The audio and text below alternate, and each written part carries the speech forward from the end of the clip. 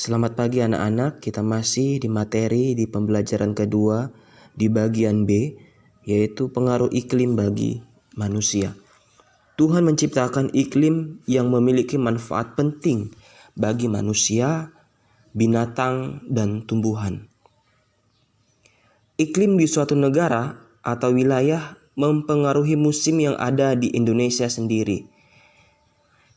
Di Indonesia terdapat ada dua musim, ada musim kemarau dan musim hujan. Kedua musim ini akan berpengaruh terhadap kehidupan manusia dan makhluk hidup lainnya. Pernahkah kamu berpikir seandainya di Indonesia ini hanya ada satu musim?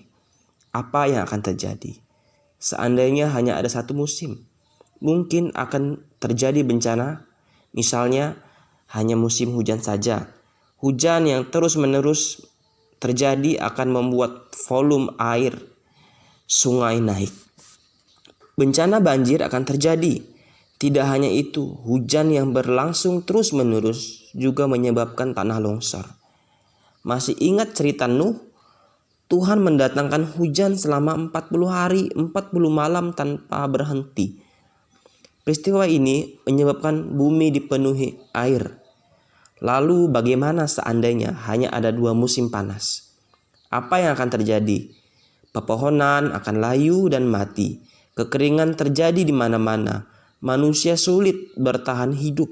Binatang-binatang di hutan pun kekurangan air dan akhirnya mati. Seperti dalam kisah Nabi Elia, Tuhan menghukum bangsa Israel dengan kekeringan. Namun Tuhan meminta Nabi Elia untuk pergi ke tepi sungai Kerit. Di sana ada burung gagak yang membawakan roti dan daging setiap pagi dan siang. Elia pun bisa minum dari air yang mengalir di sungai itu, sementara di tempat lain tidak ada lagi makanan dan air. Kekeringan yang dialami bangsa Israel merupakan bentuk hukuman Tuhan.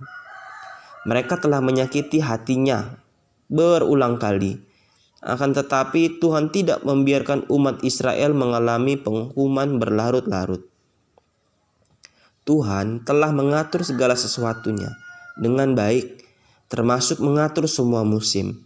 Setiap musim terjadi secara bergantian, sesuai dengan masanya.